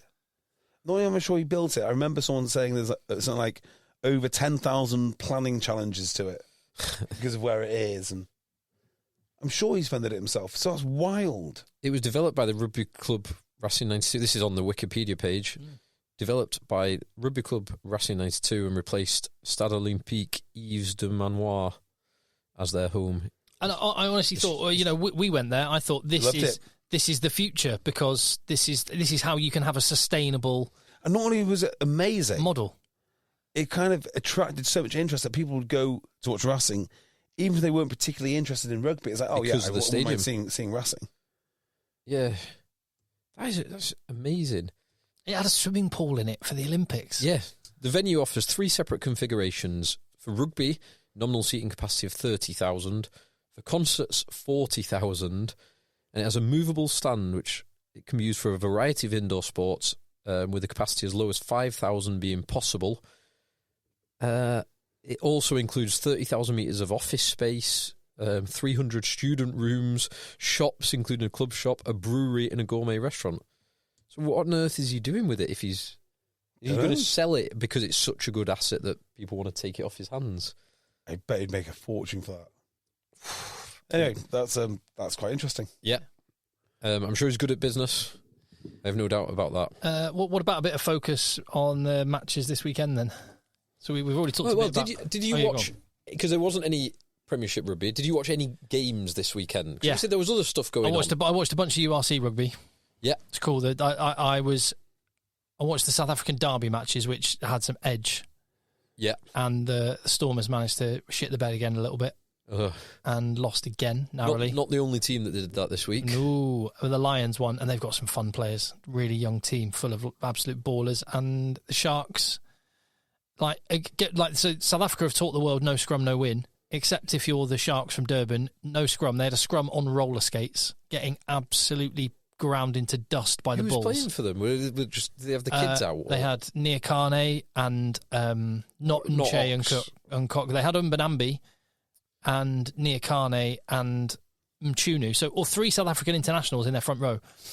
They got absolutely marmalised by the Bulls front row, but still managed to win. For the Bulls? Wilco Lowe was playing for the Bulls. Okay, that does at least make sense. He's a fairly handy scrummager. He's amazing. So they absolutely smashed him in the scrum, but the Sharks somehow managed to win. It was fun games, and then other than that, there wasn't really any tight or tense games in the URC, except to say Zebre won a game. Zebre beat Edinburgh away. Benetton Ulster was the only game I watched live across the full weekend. Was JB's beloved Benetton at home to my beloved Ulster, and I watched this thinking, this is the weekend you want to play Benetton because they do contribute a significant proportion of the Italian team. Benetton 34, Ulster 19. Get in, boys. Ulster up at half time. 3 yellow cards in the second half. Oh, dear. And then blew it away. And then a disallowed try that was scored, but in the ruck before the ball went over the line, Tom O'Toole cleared someone out and then followed through with an elbow on someone else. And that would have brought it back to, I think, 26-27. And it got disallowed. Benetton go up the pitch, score, game over. Very frustrating. Wasn't a good weekend for you, was it, Phil? Because your beloved Bordeaux Played your beloved Bayonne. I know, Bayonne, Manitou Langi, just melting people again. Oh, now this, I watched this match. This is it was good. team. This is a weekend to play Bordeaux. Yes, it is. As it is a weekend to play Toulouse. I'm not sure. Although Toulouse are smashing Clermont with their B team. Really? Yeah. I mean, away. It's never a weekend to play. What am I saying? It's never ever a weekend to play Toulouse. It's like Toulouse are without all their French players. They've still got Jalonche and Jack Willis in their back row. They've still got Chocobares and Paul Coste in their centres. Richie Arnold. They've still got Juan Cruz Malia at fullback, Lebel on the wing, Aldegheri at tight head, Richie Arnold, yeah. Wow. Willis and Jalonche. Yeah, casual. Ridiculous. Hey, here's a name I've not heard for a while. Another one that went to Welsh Rugby to die. Do you remember Thomas Young? God, Yeah, he's still playing, Still playing. Apparently he's just about to move to Dragons, so really going to finish his career. Well, so I did sadly look at the URC table this week. Ulster are third from bottom. Yeah, it's bad times. With only Ulster, Ospreys and Zebra have won 4 games. Mm-hmm. And Ospreys have won 4. Yeah, sorry. Ulster, Ospreys and Zebra have won 4. Yeah. The only team to have won fewer games is Dragons, who've won 1 game out of 11. Well, they're signing 33-year-old Thomas Young for the season. Perfect. Apparently. Did you hear your name?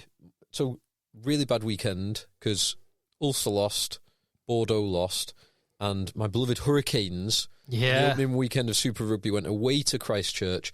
Were winning, scored the first 2 tries, get 12-0 up, were winning at half-time and lost to the Crusaders, sadly. The Double Dongs won it. With, admittedly, Will Jordan and Sever Reese tearing it up. So I watched Western Force against Moana Pacifica. The finish on that. And stopped watching after 77 minutes because the game was done. Oh my God. The game was done. It was Moana Pacifica score it's 31 points to 44 to Moana Pacifica with 4 minutes left. Yeah. And I had other things to do. I went, right, that game's over. They scored 2 tries in the last couple of minutes, including incredible. So I can't remember who got the first of those 2 tries. Dylan Peach, and then Donaldson slots it from out wide to the right, and then a few plays later he goes 60 yards up the pit. It was an amazing try. He looks lean and quick. He's looking very quick, and then slotted the conversion to win it. Hell of a finish. Unreal finish. And the Fiji Drua lost again. So was that against the Brumbies? Yeah, 32-36. Yeah. There was some, like, the score lines were amazing. I think they had a 20-minute. Did they have a 20-minute red card? That was the Drua. The game was over, and then hold on a minute. They might have had 2 yellow cards, the Drua, rather than a red card. Oh no, that was too late. That was 2 tries in the last 10 minutes for the Brumbies that won it as well. They came back from behind, yeah, because Drua were winning most of the game. 12 points up with 10 to go. Wow. Oh, Mark Evans will be devastated about that. It was cool seeing RD Savia playing for Pacifica, though. That was very cool. Aren't they based in Auckland? I don't know. Yeah, Pacifica aren't actually based. They're not based in. They play their home games in Samoa, though, right? Don't think so. Oh, okay. I think they play everything in. And in Auckland, don't they? Do you see, my beloved Landers lost heartbreakingly as well against the Waratahs. With Suat Ali playing 15. Yeah, it looked good. He looked good. It was. I have to say, Super Rugby was fun. Like, it was a little bit defence optional, but on the flip side, the attack, it was wicked. Have you seen the top 14 table, by the way? Yeah. Wow. So I just had a quick look at it. It's not Racing, which has really shocked me, but Stad. Yeah. They were second last year. Well, Vans. Yeah, beat Racing this week. They beat Racing, yeah. At La Défense. Racing are in the... so the bottom team goes straight down, and Van are in that position with 24 points. Whoever finishes 13th has the access match playoff against the second place in the league below, and Racing are in that position, but they're only 1 point behind Stade Francais. I mean, one of those big teams is going down. Well, Van came up, so Van go back down. The other one's a playoff, not a. Is it 3 going down or 2? One goes down and then automatically. The other one's a playoff game. I mean, you would think, wouldn't you, that Racing or Stad would have enough to win the playoff? You'd think so. Although they could end up... So in the league below, Courtney Lawes' Brive are in third. Béziers, who've now been taken over by Eddie Jordan. Béziers have? Yeah. Eddie Jordan and his consortium, which includes Bob Skinstadt and Andrew Mertens. They're in fourth. The top 2 are Grenoble and Provence. Interesting. George North, Thomas Francis and co at Provence, and Sam Davis at Grenoble, top of the league. That is very interesting. Sam Davis, probably the best Welsh 10. Well, he wasn't for years and years. I mean, he didn't do anything for years. Yeah. And now he goes, it's pretty dirt. I don't know. I'm not buying that. I'm sure he's doing very well there, but he had every chance at the Ospreys, then went to the Dragons, and then, well, you know, I think he... What's he now? He must be close to 30. If you're a facilities manager at a university, you know students rely on the cafeteria for breakfast, lunch, dinner, and the occasional late-night snack. So when a dishwasher breaks down and dirty plates pile up, the mess hall can turn messy in the blink of an eye. Enter Grainger. With over 1 million industrial-grade products and fast delivery, the product you need now is never far away. So you can turn that dishwasher back into a lean, clean washing machine. Call, click Grainger.com, or just stop by. Grainger, for the ones who get it done. Hey, Prime members, are you tired of ads interfering with your favorite podcasts? Good news. With Amazon Music, you have access to the largest catalog of ad-free top podcasts included with your Prime membership. To start listening, download the Amazon Music app for free or go to amazon.com/ad-free podcasts. That's amazon.com/ad-free podcasts to catch up on the latest episodes without the ads.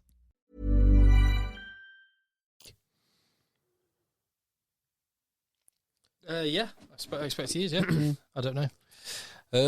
Yeah. Just want to correct something I said before about the RFU not releasing the instruction to Freshfields. They have actually released the Freshfields report, which does include the instruction. Oh, yes, please. Which they have been... So conduct a confidential review of although they have released a 22-page report on this, which I have not read everything, but I'm on the first page at the moment. There's been no rugby on. What have you done then? Good question. So review on the provenance, design, implementation and communication of the long-term incentive plan, the LTIP, for the RFU exec team. Which, I mean, that seems okay. It kind of seems to tick some boxes. However, the following items are outside the scope of the review. I love it. The appropriateness of the RFU's wider strategy and strategic goals as referenced in the LTIP, as in the reason for the LTIP. Yeah, okay. The commercial appropriateness of the money quantum and the target figures of the LTIP. So the strategic goals and the amount of money paid for it can't be considered outside the scope. Are outside of the scope of the review. Yeah, okay. The broader governance, questions cultural and organisational context of the RFU, and any independent validation or verification of the third-party benchmarking analysis in respect to the LTIP and RFU exec remuneration already conducted. But the first 2 points of that is review the LTIP, but don't review the strategic goals of the LTIP and the monetary quantum of the LTIP. so I was wrong. But so hang on, just to give this an example, right? It's like saying, Freshfields, can you review if it is pertinent to pay sterling, a quantity of sterling, to our management board? We don't want you to consider how much sterling or what the goals are to achieve this sterling. Yeah, or who's been... Yeah. We just want to know, is it appropriate in principle to pay sterling? So... Just putting those 2 bits of information, they've asked the question: is long-term incentive plan a financial incentive plan for exec team? In some circumstances, is it appropriate? And the answer is, of course, yes. In some circumstances, If the RFU really wanted to clean this up, they'd offer Elon and Big Balls to come in for an afternoon and clean house. Or Harry Bowles. Get Doge in there for an afternoon. I'm actually surprised. Sorry, what do you do? No, you're gone. I'm actually surprised that we've not had one of these aggressive statements from the RFU about the Doge and the manner of their findings, because all of the organisations that are on the take, there is a statement coming out from that organisation. Like, there was one the other day from the American Bar Association. I've read this. Like ludicrous. The Independent Lawyers Association in the US and across the world saying this is appalling, this is not being conducted properly, we should never agree with these findings, Elon should not be in there with his team.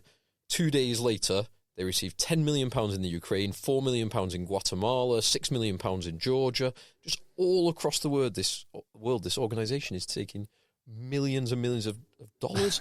No wonder they came out with this skate. So basically, anyone against it has got something to hide. Absolutely. Remarkable. It's when they found, the one I like was when they found that Politico was, what do they have, like 20 million quid or millions. And someone pointed out to me very smugly, oh yeah, but they were paying for services. I was like, I'm sure they were paying for services, right? But if you pay me 20 million quid for 20 million quid's worth of my services, I'm still going to do things that you want me to do. They were there was subscriptions. It was very, very expensive subscriptions which were labelled government subscriptions, basically. So they ratchet up the price for this special subscription that they have. $50,000 for a subscription. Exactly, and then all these government employees were getting subscriptions, quote unquote, to Politico. It was just like laundering the money in. It's incredible. It's unreal. Anyway, I did love the kind of schadenfreude of seeing Rory Stewart, a man who I used to have quite a lot of respect for. I've lost his marbles. I've seen him speak like too much hanging out with Alistair Campbell. Oh my God, that'll do it to you. But him explaining that the charity that his wife runs, Turquoise Mountain. Oh yeah, it had one of these contracts with USAID. A further $1 million still to go, and poof, it's gone. Good. I used to have so much respect for anyone who's ever listened to me. And he said that without any sense of irony. No awareness. No awareness that he's just highlighting the circles that if anyone didn't already know. This has been my contention. I mean, anyone's listened to me for any length of time knows how much I loathe charities, right? I've been following websites such as fakecharity.org for the best part of 10 years now.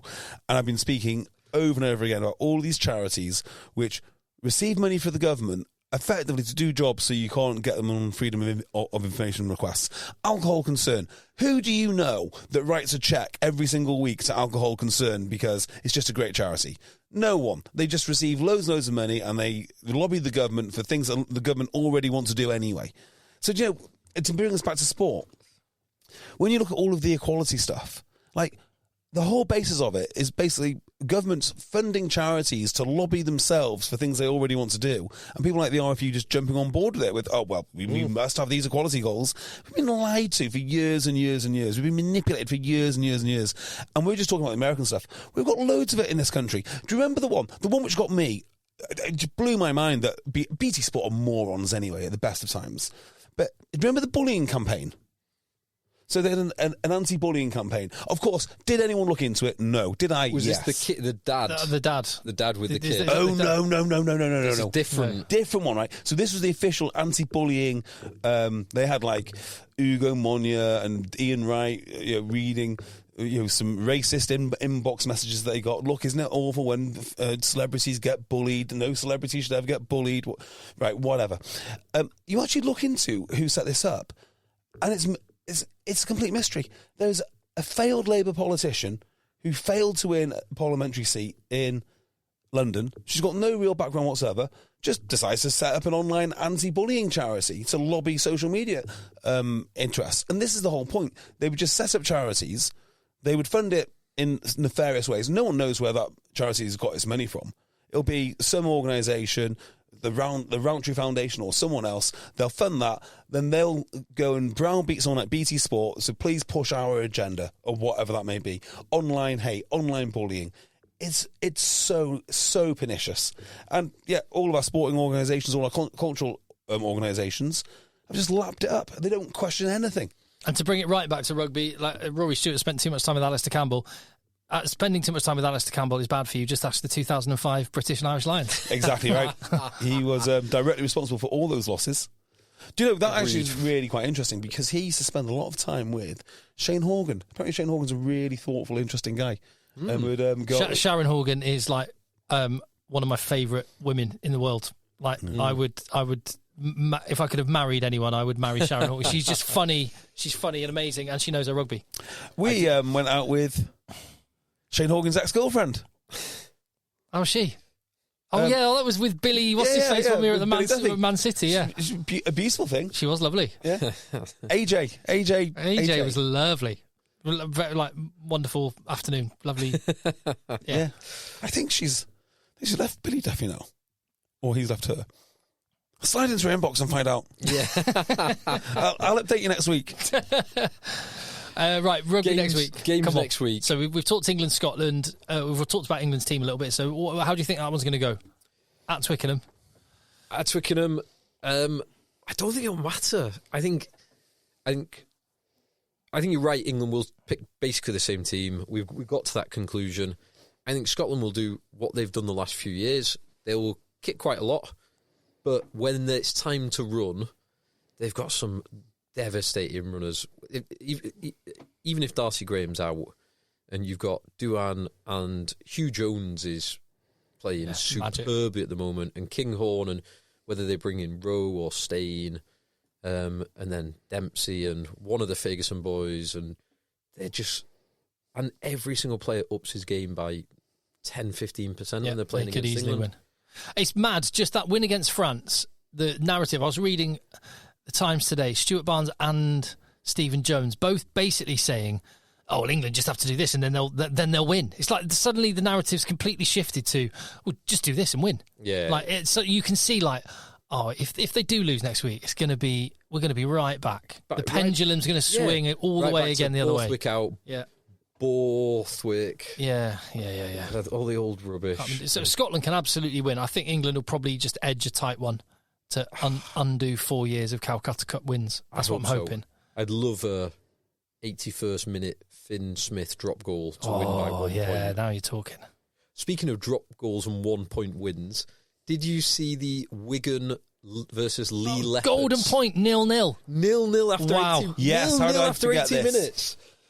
minutes. Incredible. Yeah, I saw that result as I was having dinner on Thursday. And you think you enjoy a 3-3 game or a 6-3 game? 0-0. I thought it was a tie, and the fact it was 1-0 full-time score is incredible. Against the champions.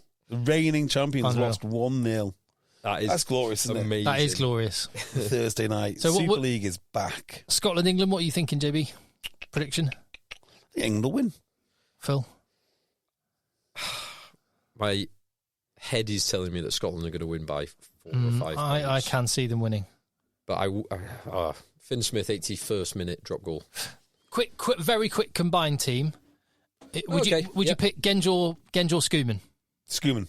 That's not even a question. Probably Schoeman. Although Schoeman didn't start. He didn't start the last game. It was Sutherland. Sutherland with his 205 kg bench Sutherland. press. Yeah, Sutherland can bench press more than Genge can squat. Get me Sutherland. I'd pick Genge, but that's fine. I would pick Genge. Cherry or Cowan-Dickie. Yeah, LCD. Yeah, and then Stewart or Ferguson. Take Ferguson. Definitely, he'll be in the Lions team again this year. Yeah, you've got Gilchrist and Johnny Gray, Itoje and Martin. And well, not going to. Well, I would pick Martin and Itoje, but that Scotland team I would definitely pick those two players. But the Scotland team are so settled with Gilchrist. Even more so with Gilchrist and Cummings. Gilchrist and Cummings, yeah. Back row, you've got Ferguson, Darge, Dempsey, and you've got Curry, Earl, Willis. I would go... Not Willis, because he's not yet a proven enough commodity. Absolutely Curry. I would probably go for Dempsey over Willis. I would go for Dempsey over Willis. So then Curry is an absolute... Curry over Ferguson. I'd probably go Curry, Darge, Curry, Darge, Dempsey. Curry, Darge, Dempsey, probably. Not Earl. Earl's amazing. He is, but Darge is so good at what he does. And Dempsey is... he's like Tom Willis, like stature, but with 3 years and another 50 games under his belt. 50 games of high-level rugby. Okay, White or Mitchell? Mitchell. Russell or Smith? Finn Sanity. Finn Russell. Then you've got Tom Jordan or Henry Slade. Tom Jordan. I really like Tom Jordan. I'd go Henry Slade. My centre... they're very similar. Oh, no, because I would probably go Lawrence and Jones. Yeah, Lawrence and Jones. Lawrence and Jones is superb. I love that. Yeah. Okay. And if Tui Pilotu were fit, it would probably be Tui Pilotu and Jones, I go Tui Pilotu. And then Lawrence. Let's say Kyle Staines. That'd be a nightmare. So you've got Duan van der Merwe and Rowe or Stain, and you've got Slightholme and Freeman. You probably go Duan and Freeman, right? Duan and Freeman would be mine. Duan and Freeman. And then Kinghorn at fullback. Kinghorn or Marcus Smith. Kinghorn, all day. Well, Kinghorn's good enough for Toulouse. He's good enough. Yes, it is. So where does that leave? That leaves it pretty even. It's 8-7 in one half back each, one centre each, one winger each, 2 back row to Scotland, but both England's, and it's very even. Yeah, very even. Yeah, incredibly so. Yeah, it's going to be a cracker. So Scotland by 4. What do you reckon next week then? The other game, the first game. So that's 4:45 kickoff at Twickenham. Well, the game before that is Aspel in the Cup semi-final. Any views? Are you putting out a strong team? Semi-final. You going for it in the Cup? We are going for it in the Cup. We'll be going absolutely full whack for it. Well, you'll Aspel some hard. So it's kind of rugby league and farming territory. It is, but unfortunately, not having a great season. It's a third bottom in our league at the moment. Oh, okay. So you're doing then. Yeah. We'd say, I mean, that's the big game, isn't it? That's the big game of the league. That's the big game. Yes. The other moderate game. So 2:15 kickoff is not going to be pretty if you're a Wales fan. Wales hosting Ireland. And the one relief for Wales is Ireland rarely score loads of tries. They always do enough to get the bonus point, but rarely do they go full beat-down mode. So I think Ireland are going to win by probably 28 to 32 points, which is not as much as Wales deserve, but it's what they're going to be faced with. Yeah. Unless Ireland, this is the one game, if you were going to rotate some players, you would rotate them. But they've had a fallow week and they've got another fallow week next week. So the Grand Slam's there. I don't think Simon Easterby will want to take too many chances. There might be, if anyone's got a knock, and if it was a big game, there'd be 50-50. They will drop out. But it's also a British and Irish Lions year. Those players want to get themselves in the shop window, and you've got the summer tour to play all your youngsters. So go full bore and grind Wales into dust. I hope it's a better Welsh performance, but Ireland are going to win comfortably. And the final game, France against Italy in Rome. I assume it's in Rome. It's not in front of me, but in Italy. Now, was it last year or 2 years ago where Italy only lost by 5 points? Draw last year. Was it draw? Yeah, it was a draw. Draw. It might be the year before when it was very close. Draw last year. France aren't going to take them as lightly. France, they do need the win after losing to England. So I think France are just going to crush Italy, unfortunately. Yeah. Italy will put up a good fight.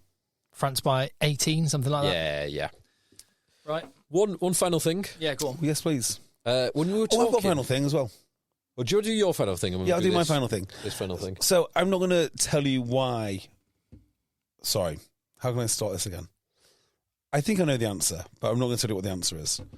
All I'm going to ask is if anyone out there knows why Sale FC are called the Dogs, their nickname, why all their social media has a dog on it, why one of the stands is the Kennels. If you know this, I want you to email into me to see if the rumours I've heard of why they're nicknamed the Dogs is true. Contact eggchasers@gmail.com. Yeah. I'd broaden that out as well, just to a bit of inclusivity, JB. Oh, yes, please. It's just other cool nicknames and stories behind them for rugby teams. Yeah, great. Please let me know. Please let us know. Do you know what I really like? Okay, and it's not that, it is very cool, but it's not like funny cool, is why Warrington are Primrose and Blue. Wasn't that the wife of the chairman or owner from like the early 20th century? Yeah. So the wire, I think it was the wire making families at Warrington. Wire. The big family in the area, wire merchants and wire makers. Or were they breweries? I can't remember. Maybe it's brewery stock. It doesn't really matter, right?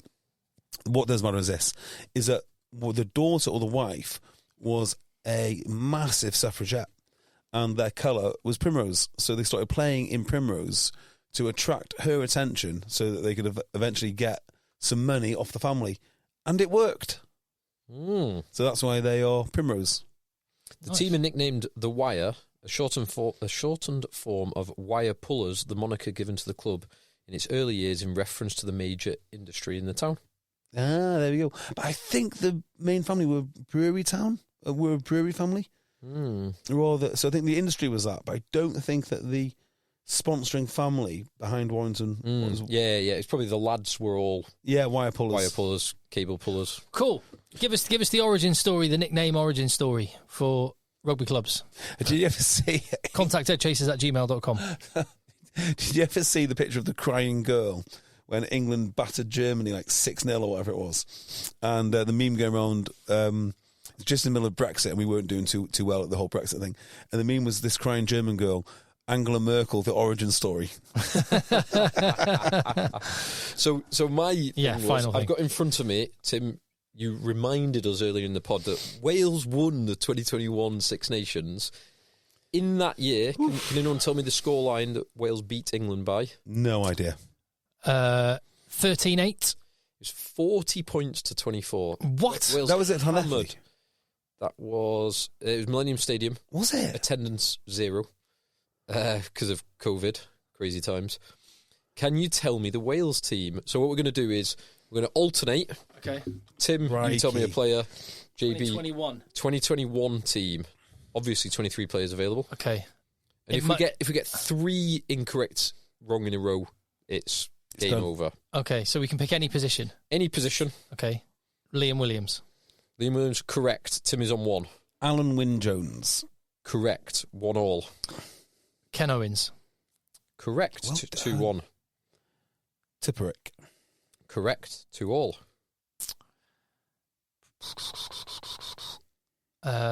Adam Beard. Correct. 3-2. Gareth Davis. It's a risky one, that. Wearing number 21. Correct. 3-3. Josh Adams.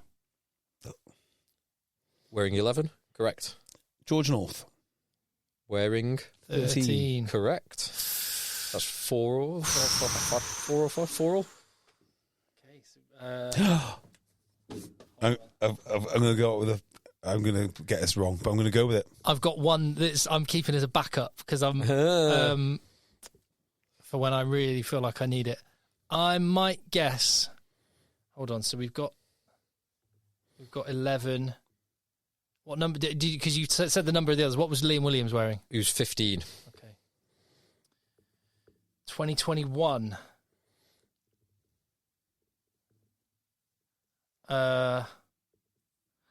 Nick Tompkins. Incorrect. Okay, I'm on now. Johnny Williams. Incorrect. Oh, that was a great shout. I can tell you he did play earlier in the tournament, but he didn't play in this game. Okay. So you're on 4-4. 4-4, and we've got number 12 in the back line to get, and 14. 12 and 14 in the back line. And 10. And 9. Okay. Well, Thomas Williams. Incorrect. I must have Dan Bigger. Correct. Oh, why did I not think of that one 4 first? to Tim, 5 to JB. Okay, I'm going to have to pull out my ace now because I'm getting desperate. Wyn Jones. Correct. That's a great shout. Well done. Number 1, loose head. Tulupe Falatau. Oh, damn it. How did I not think of him? Correct. Number 8. So it's 5-6. 5 to Tim, 6 to JB. Okay.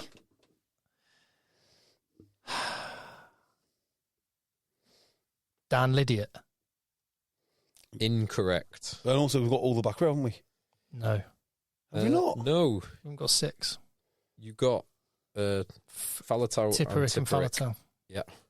And so you've not got sort of Tipperick was 7, Falatau was 8. You've not got 6 or 20. Or 9. You've not got 9? Reese Webb. Oh, no, that's not right. That's not right. That's not right. Don't go with that. You've said it. It's not right. Have we got number 3? You have not got number 3 or number 18. Tommy Francis. Correct. Number 3. 6 all. Pressure on JB to maintain his lead. Cuthbert. Incorrect.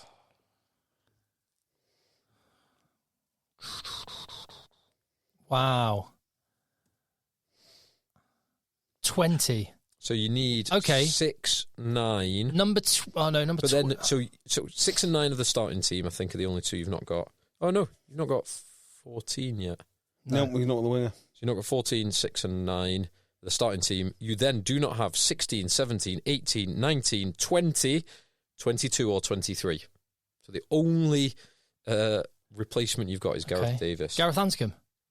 Incorrect. Okay. That's a terrible call, bearing in mind how much he's injured. Right, so let's dial this up a bit now.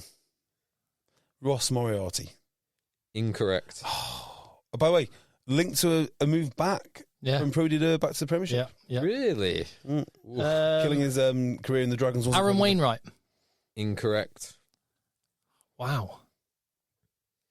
Okay, who was the guy I absolutely loved who played 6 for the Scarlets? Very tall fella. Really good player. I know the guy you mean. Is it him? No, don't. What is his name, though? I'm sure he had a brother, but no. What is his name? I thought it's absolutely quality. No, okay. I don't think that other guy... Another one I'm thinking of, I don't think he's been playing for Wales that long. But, go on, you have another guess. We might have to give up soon. Lloyd. No, Lloyd. Is it Lloyd Williams to scrum off? He said Lloyd Williams. Incorrect. Aled Davis. Incorrect. I thought, that's the one I was thinking, but he's just not good enough. It's absolutely remarkable that this team hammered England, beat Ireland, beat France. It's remarkable because some of the team are way too old, and some of the team are just not very you wouldn't put them as good enough to beat England. So France, and we're Ireland. 6 all at the minute, aren't we? You're a 6 all. Yes. Right. We need a winner. Okay. In this. So it's penalty shootout time for. Come on, JB. I have no idea. Okay. There's some hard ones. There's at least one easy one left. Will Rowlands. Oh, good shout. Incorrect. He did play at a different point because I've been scanning through. He did play at a different point in the tournament, not in this game. Oh man! Wow. I'll go 2021. Thomas Young. No. Reece Zammit. Oh my God! I didn't even think of bloody Reece Zammit. Because he's not he's won it with that one. Yeah, because he's not a rugby player. Oh, what? Tell us the whole team. The missing pieces of the jigsaw. At number 9 was Kieran Hardy. I would not have got him in a million years. Completely forgotten about him. Number 6 was Josh Navidi. I wouldn't have got him either. And now it does get pretty tough. The replacements bench. 16 was Elliot D. 17, Rodri Jones. Nope. 18, Leon Brown. Oh, God. 19, Corey Hill. Oh, he's a good player. 20, solid player. Lion, wasn't he? Yeah. Part of the Geography 6. Yeah. 6 or whatever it is. 20, James Botham. You've got 21, Gareth Davis. 23. Aaron Shingler. That's what I was thinking. When you said he's got a brother. Lee Halfpenny. 23 was Willis Halaholo. And 22 played in the Premiership. He's a fly half by trade. Played in the Premiership. I think he currently plays in... Owen Williams. Not Owen Williams. Jared Evans. No. Not Jared Evans. No. Sam Davis. No. He currently not Hook. He currently plays in France, but he did play in the Premiership at this time. Fly half. Premiership at that time? Yeah. Not 2021 he was playing in the Premiership. He was relatively young. Costello? No. Oh, what's his name? That wasn't the Bristol guy. It was the Bristol guy. Yeah, Sheedy. Lloyd. Sheedy. I cannot believe that Wales won the championship with that team. Amazing. Miracle. Wales didn't know the majestic talent they had in Wayne Pivac. Yeah, evidently not. I just think with international, it's so rarely the coach's fault. With the exception of England, maybe, because they've got such talent. But for most of the other, if you've got loads of talent, actually, yeah, you can blame it on the coach. With Wales and Scotland, I think it's so seldomly the coach's fault. I mean, look at Gregor Townsend's a good example. He's doing well now because he's got good players. He's done horrifically for Scotland in the past, and he's kept his job, which is the right thing to do because who else is going to do it? And he can only play with what is available, and the Scotland team is not particularly deep. No, they're not deep, but they have the Very good when they got their starting side. Yeah, they've got a great starting side, and they have been astute, like Ireland have been astute the last few years, to bring in some worldly talents from all four corners of the globe. But their starting team is really good. Agreed. Excellent. Another There we podcast go. in the bag. There we go. Right, contact eggchasers@gmail.com. Let JB know about Sale FC and us know about other nicknames. Contact eggchasers@gmail.com. Get more content at patreon.com/eggchasers. Get your financial advice from Beardmore & Co. Financial Advisors. Get your rugby content from EggChasers Rugby on YouTube. Yes. And let the boys end.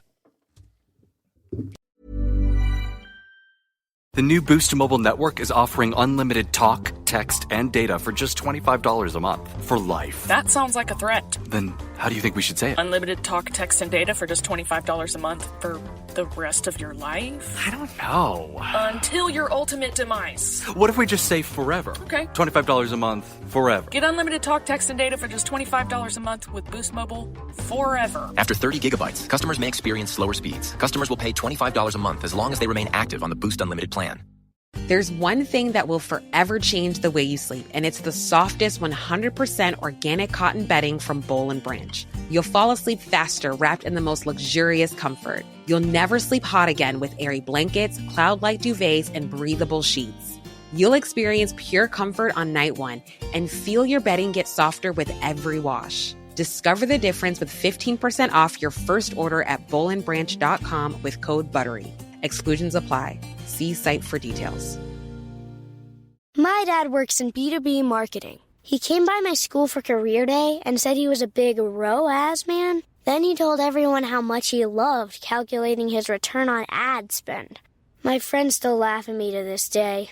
Not everyone gets B2B, but with LinkedIn, you'll be able to reach people who do. Get a $100 credit on your next ad campaign. Go to linkedin.com/results to claim your credit. That's linkedin.com/results. Terms and conditions apply. LinkedIn, the place to be, to be.